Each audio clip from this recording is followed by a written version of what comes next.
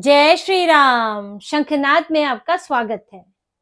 बंगाल का चुनाव इस बार बिल्कुल अनूठा होने वाला है, अनोखा होने वाला है, क्योंकि इस बार के चुनाव में साधु संतों ने भी कमर कस ली है और ममता बनर्जी की टेंशन बढ़ा दी है। जिस एसआईआर से ममता बनर्जी परेशान है, जिसे रोकने के लिए बंगाल से दिल्ली सुप्रीम कोर्ट तक के चक्कर लगा रही है, वही एसआईआर अब साधु संतों को अधिकार दे रही है, उन्हें एक हथियार दे रही है कि ये भारत के लोकतंत्र में वो हिस्सा बनेंगे और वोट देंगे और यहां पर बंगाल के चुनाव में शामिल होंगे। जो बंगाल में सन्यासी हैं, साधु हैं, जिन्होंने सन्यास ले लिया है और वो बंगाल में रहते हुए भी वोट नहीं देते, जैसे कि इस्कॉन है, भारत सेवा आश्रम संघ है, इनसे जुड़े हुए साधु सन्यासी संत हैं, कुछ बौद्ध भिक्षु भी हैं, जिन्होंने भौतिक जीवन त्याग कर, सांसारिक जीवन त्याग कर सन्यास लिया और अब वो भक्ति में है, अपने उस काम में लीन है। वो लोग वोट नहीं देते थे, यहाँ तक कि कई ऐसे हैं जिनका वोटर आईडी तक नहीं है, क्योंकि समय के साथ इतना लंबा समय हो गया है, उन्होंने अपना नाम भी बदल लिया, क्योंकि जब सन्यास लेते हैं तो आप उसके बाद नाम बदल लेते हैं। सन्यास माना जाता है कि आप सांसारिक दुनिया छोड़कर अब आप एक आध्यात्मिक दुनिया में प्रवेश कर चुके हैं और आपका पुनर्जन्म हो गया है। तो उस पुनर्जन्म के लिए एक नया नाम होता है और उसमें आप अपना पुराना जीवन त्याग देते हैं। अब इस कारण जब भौतिक जीवन से ये लोग दूरी बना लेते हैं तो फिर वोटिंग की प्रक्रिया में भी हिस्सा नहीं लेते हैं। इसी तरह के कई साधु सन्यासी हैं जिनका नाम 2002 की सूची में था ही नहीं, जो यहाँ पर रह तो रहे हैं 15-15 सालों से, लेकिन वोट नहीं दिया है। कोलकाता में रहते हैं, आए थे कहीं और से, फिर यहाँ इस्कॉन का हिस्सा बने या सेवा आश्रम संघ का हिस्सा बने, तो यहाँ पर रहते हुए उन कामों में लगे रहे, लेकिन वोटिंग की प्रक्रिया में हिस्सा नहीं लिया।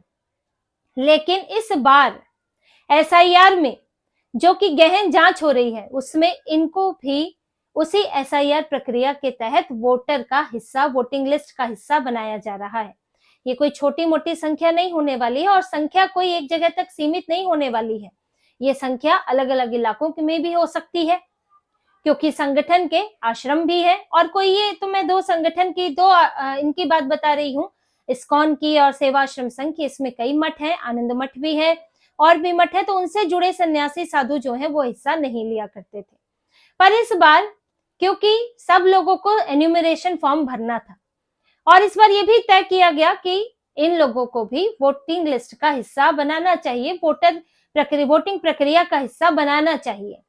तो इसके लिए इन लोगों ने भी फॉर्म भरा, साधु सन्यासियों ने भी एन्यूमरेशन फॉर्म भरा। अब इनके साथ दिक्कत पहले ये आई कि ये इनके अपने माता पिता को, तो जब आप सन्यास ले लेते हैं तो माता पिता को आप एक त्याग देते हैं, अपने परिवार को ही त्याग देते हैं। आप ईश्वर की भक्ति में या फिर समाज की सेवा में आप अपने आप को आगे बढ़ाते हैं। तो उसके लिए ये जो भी सन्यास लेता है वो अपने गुरु को ही अपना पिता मानता है। अब इसमें जैसे भारतीय सेवाश्रम संघ की बात करें तो यहाँ पर जिन्होंने सन्यास लिया हुआ है, वो जो भिक्षु हैं या सन्यासी हैं, उन्होंने अपने पिता के नाम के तौर पर आचार्य स्वामी प्रणवानंद का नाम लिखा, क्योंकि वो नहीं लिख सकते अपने असली पिता और माता का नाम, क्योंकि वो भौतिक दुनिया है और वो भौतिक दुनिया से खुद को दूर कर चुके हैं। अब ऐसे में दिक्कत ये हुआ करती थी, पहले भी हो सकता है इन्हीं सब वजहों से ना भी बनाया गया हो, वोटर लिस्ट में नाम ना हो, क्योंकि उसमें आपको अपने पिता का नाम चाहिए, माता का नाम चाहिए, और ये सब ना होने से तो आपको दिक्कतें होती हैं। इसीलिए लोग, हो सकता है कि वोटिंग का हिस्सा ना भी रहे हो, और फिर क्योंकि आप दूसरे जब इन सब चीजों से दूर हो जाते हैं तो फिर आपको इन चीजों की चिंता भी नहीं होती है कि वोटर कार्ड है कि नहीं। अब कोई राशन लेने के लिए तो चाहिए नहीं आधार, वोटर कार्ड, ना तो राशन कार्ड बनाना है, ना कोई सरकारी दूसरी सुविधा चाहिए, तो उन चीजों की चिंता भी नहीं होती है। पर जब अब इस प्रक्रिया का हिस्सा इन्हें बनाया गया है तो फिर इनके लिए चुनाव आयोग ने प्रयास भी किए हैं।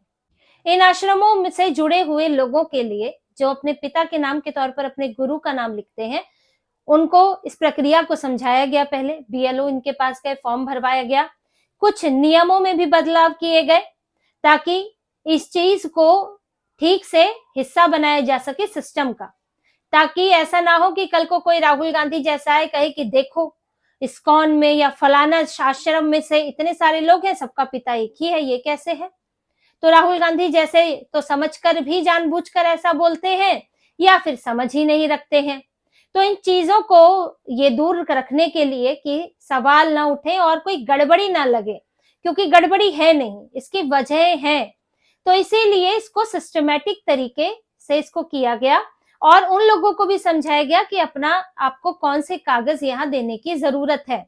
एन्यूमरेशन फॉर्म जब उन्होंने भरा तो ये तो तय था कि उनके फॉर्म में गलतियां आएंगी ही आएंगी, जैसे कि बाकियों के फॉर्म में आ रही है। अब कई लोग अपना एक ही पिता बता रहे हैं तो गलतियां तो आएंगी ही। तो गलतियां पिता के हिसाब से या एड्रेस के हिसाब से भी गलतियां आई, क्योंकि सब अब जहां जिस आश्रम में रह रहे हैं उसी को ही अपना एड्रेस बताएंगे, पुराना एड्रेस कोई और है। तो ये जो गलतियां आई, फिर इन लोगों को भी एसआईआर की हियरिंग के लिए जाना पड़ रहा है। ये भी जा रहे हैं, जैसे सभी लोग जा रहे हैं, ये साधु सन्यासी भी जा रहे हैं और वहां पर जो कागज इनसे मंगाया जा रहा है वो कागज अपना लेकर जा रहे हैं। चाहे कोई एफिडेविट देना हो कि मेरा नाम पहले ये था, वो नाम बदल गया है, क्योंकि संन्यास धारण करने के बाद आपका नाम भी बदला जाता है, तो वो एफिडेविट दे रहे हैं। और जो जरूरी कागज है वो दे रहे हैं, किसी का पासपोर्ट बना हुआ है तो वो भी पासपोर्ट भी लगा रहे हैं। अब इस सब के बाद जब ये पूरा हो जाएगा तो ये वोटर लिस्ट का हिस्सा बन जाएंगे और इस बार वोट दे सकेंगे। अब जिन लोगों को एसआईआर से समस्या हो रही है, आप ये देखिए कि जिन लोगों में टीएमसी की पार्टी आती है और खासकर ये घुसपैठिए वाले मुझसे मिला के आते हैं, उनके सामने इन साधु संतों से ज्यादा बड़ी चुनौती तो नहीं होगी। ये साधु संत जो हैं, जिनके अब अपने परिवार पीछे नहीं है, एक ही जगह पे रह रहे हैं और आपके पास ठीक से कागज भी सारे नहीं है, वो जुटाए हैं और फिर एफिडेविट दिया है, वो एक अलग बात है। तो इनसे ज्यादा मेहनत तो करनी नहीं पड़ रही होगी उन्हें, लेकिन फिर भी इन लोगों का कहना है, जो कि मीडिया रिपोर्ट्स है, जैसे कि इंडियन एक्सप्रेस में भी है, कि इन्होंने कहा कि कोई ऐसी समस्या नहीं है, हमें सहयोग किया जा रहा है, हमें बताया जा रहा है कि क्या कागज चाहिए, हम कागज लाकर दे रहे हैं और फिर हमारा वोटर लिस्ट में नाम अब जुड़ जाएगा, यानी कि वेरीफाई हो गया है। तो इन लोगों को कोई समस्या नहीं आई है। ये लोग सड़कों पे उतर के हंगामा नहीं कर रहे हैं कि ये भी कह सकते थे हमें कैसे इतना, हम कैसे ये सब करें, ये क्या तरीका है, हमारा नाम तो ऐसे ही शामिल हो जाना चाहिए था, कहा जा सकता था। लेकिन वो लोग सहयोग कर रहे हैं और फिर जैसे कि उनका मूल स्वभाव, वो सन्यासी है, भौतिक जीवन त्याग चुके हैं और इस एक प्रक्रिया के लिए हिस्सा बन रहे हैं, तो उसमें कोई वो बात नहीं है कि हम ऐसा क्यों करें, हम भी इस देश के नागरिक हैं तो उस प्रक्रिया से हम भी गुजरेंगे। लेकिन ये बात मुर्शिदाबाद में समझ नहीं आती है, दिनाजपुर में समझ नहीं आती है, ये बात मालदा में समझ नहीं आती है और फिर सड़कों पर हंगामा विरोध प्रदर्शन होता है और ममता बनर्जी उसको जस्टिफाई करती है। पर इस बार का ये बदलाव बहुत मायने रखता है, पिछले चुनाव में नहीं हुआ है। और आप ये जानते हैं कि भक्ति आंदोलन की बंगाल में क्या भूमिका है। और देखिए, इन साधु संतों की संख्या अलग अलग इलाकों में अलग हो सकती है, कुछ इलाकों में निर्णायक भी हो सकती है, कई इलाके ऐसे होते हैं जहां थोड़ा ही अंतर होता है ममता बनर्जी के वोटर्स में या ममता बनर्जी को ना देने वाले वोटर्स में। तो अगर यहाँ ये जुड़ते हैं उसके साथ, उस वोटर लिस्ट में इनका नाम होता है, तो यहाँ पर ममता बनर्जी के लिए मुश्किलें हो सकती हैं। तो उसमें इसीलिए ममता बनर्जी नहीं चाहती हैं कि इतनी माइन्यूटली काम हो और एक एक जो गलत है उसे निकाला जाए और जो सही है उसे कैसे भी करके जोड़ा जाए, ये सब चीजें ना हो। अभी तक इन्होंने कोशिश नहीं की थी, इनके पास भी था ये, यहाँ पर 5 साल जब चुनाव आयोग यहाँ नहीं रहता है, राज्य चुनाव आयोग होता है, तो आप 127 नाम तो जुड़वा रही थी। उत्तरी दक्षिण यहाँ पर 24 परगना और दक्षिण 24 परगना, उत्तर 24 परगना में कभी आपने साधु संतों का नाम जुड़वाने की कोशिश की? नहीं की।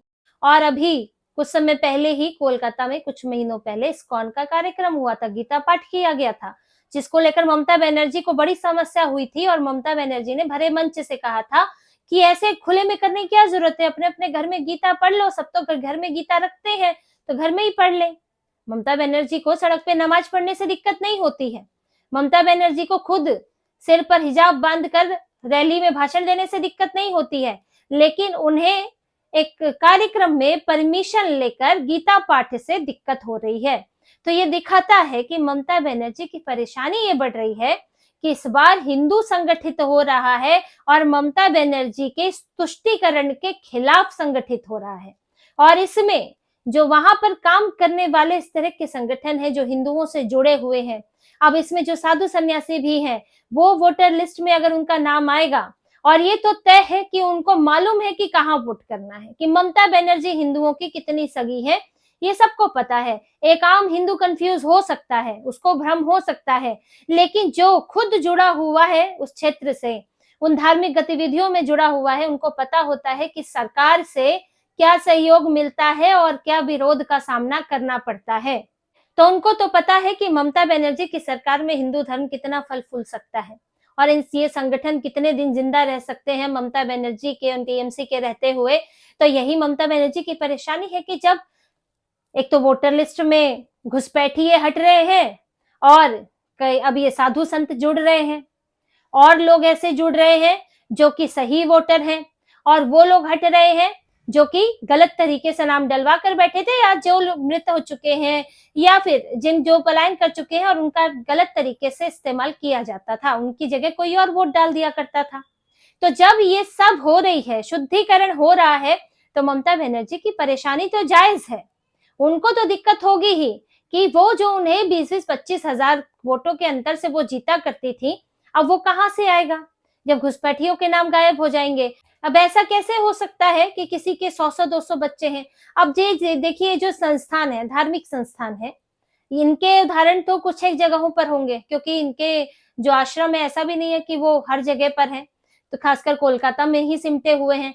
लेकिन जहां जब मुर्शिदाबाद से आएगा कि 200 बच्चों वाला कोई, या दिनाजपुर से आएगा, तो वहां तो कोई इस तरह के आश्रम नहीं है। तो वहां कौन है जो इतने इतने फॉर्म भर दे रहा है अपने बच्चों के नाम पर? तो यहाँ पर सवाल उठता है, और यही सवालों के जवाब जब ढूंढे जा रहे हैं ये हियरिंग में, तो इससे ममता बनर्जी परेशान हो जाती है। और उसके साथ ही ममता बनर्जी का घुसपैठियों का जो कच्चा चिट्ठा खुल रहा है, जो लोगों के सामने आ रहा है कि बंगाल में जो एक भ्रम था कि नहीं घुसपैठिए नहीं है, कई लोगों को भ्रम होता था, उन्होंने अब देख लिया है कि बॉर्डर से कैसे घुसपैठिए भागे हैं। उन्होंने देख लिया है कि कैसे गड़बड़ियां हो रही है, कैसे मुर्शिदाबाद में हिंदुओं को जलाया गया है, कैसे हिंसा की जा रही है चुनाव आयोग को रोकने के लिए। तो जब ये सारी चीजें आपके सामने है, तो कितने दिनों तक आंख मूंद कर बैठेंगे बंगाल के लोग? क्या उनको नहीं दिखेगा उनके साथ क्या अन्याय हो रहा है, दुर्गा पूजा में क्या होता है और मुहर्रम में क्या होता है? इस बार वोट प्रतिशत घटा और उधर थोड़ा वोट प्रतिशत बढ़ा तो बीजेपी क्लीन स्वीप कर जाएगी और ममता बनर्जी देखते रह जाएंगी। इसलिए एसआईआर रुकवाने, या जो स्पेशल ऑब्जर्वर्स हैं उनको रुकवाने के लिए कोर्ट पहुंची। माइक्रो ऑब्जर्वर्स जो नियुक्त किए हैं 8,000, इनका कहना है कि हमारे यहीं क्यों नियुक्त किए? चुनाव आयोग ने बताया कि इन्होंने हमें एसडीएम लेवल के, एसडीओ लेवल के अधिकारी दिए ही नहीं है, तो काम कौन करेगा, इसलिए हमें अपने अधिकारी नियुक्त करने पड़े हैं। माइक्रो ऑब्जर्वर से ने दिक्कत ये है कि इनके ईआरओ और एईआरओ जो ममता बनर्जी के कर्मचारी होते हैं उन पर भी नजर रखी जा रही है, सुप्रीम अथॉरिटी नहीं बने हैं।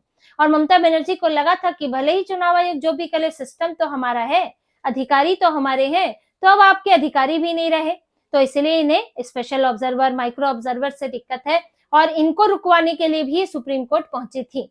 और यही माइक्रो ऑब्जर्वर्स की बदौलत है कि जब इतने माइन्यूटली काम हो रहा है और लोगों की मदद हो रही है, साधु संतों की मदद हो रही है कि वो अपना नाम इसमें डाल सके। कल को उनको कहीं विदेश यात्रा, जैसे कि इस्कॉन के कई साधु संत रहते हैं जो विदेशों में जाते हैं, प्रचार के काम से जाते हैं, उनको भी दिक्कत नहीं आएगी, क्योंकि वोटर लिस्ट में आपको कहीं ना कहीं देश में वोटर लिस्ट में आप जुड़े रहते हैं, तो आपके आगे के डॉक्यूमेंट्स के लिए आसानी होती है। तो इन्हीं सब चीजों को ध्यान में रखकर बंगाल की वोटर लिस्ट को इस बार अच्छे से शुद्धिकरण करके और बड़े बदलावों के साथ बंगाल में इस बार ये चुनाव हो रहा है, और इस चुनाव में आपको जरूर बदलाव देखने को मिलेगा, वही बदलाव जो ममता बनर्जी को परेशान कर रहा है। तो इसी तरह की और खबरें और विश्लेषण आपके लिए लाते रहेंगे, हमसे जुड़े रहिए, सब्सक्राइब कीजिए, कमेंट कीजिए। बहुत बहुत धन्यवाद। जय श्री राम।